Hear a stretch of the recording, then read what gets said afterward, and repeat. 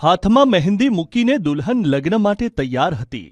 માંડવે જાન પણ આવી પહોંચી હતી, પરંતુ હેવાન શિક્ષકે માંડવાની વચ્ચે જઈને ખેલ નાખ્યા અને પરણવા આવેલી જાન લીલા તોરણે પાછી ફરી.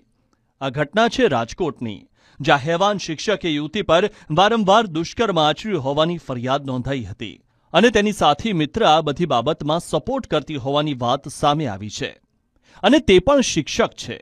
હેવાન શિક્ષકનું નામ છે મુકેશ સોલંકી અને સાથી મિત્ર છે પ્રીતિ ઘેટિયા.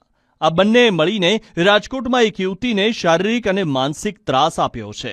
એટલું જ નહીં, ન્યૂડ ફોટો વિડીયો વાયરલ કરીને યુવતી પાસેથી લાખો રૂપિયા પડાવ્યા છે. છેલ્લે પણ એવું થયું કે યુવતીના જ્યારે લગ્ન હતા ત્યારે મુકેશ અને પ્રીતિ લગ્ન મંડપમાં આવ્યા અને ખેલ નાખ્યા, જેના કારણે જાન લીલા તોરણે પાછી વળી હતી. પાર્ટી પ્લોટે પહોંચ્યા અને ધમકી આપી અને પેલા મને મળવા આવ્યા. મને મળીને બહાર નીકળ્યા. પછી એને વરરાજાની ગાડીની અંદર જઈ વરરાજાને ધમકી આપી અને એવી ધમકી આપી કે તું આને મૂકી દે, નહીતર હું તારું ખૂન કરી નાખીશ, કાં તો તારી થનારી પત્નીનું ખૂન કરી નાખીશ.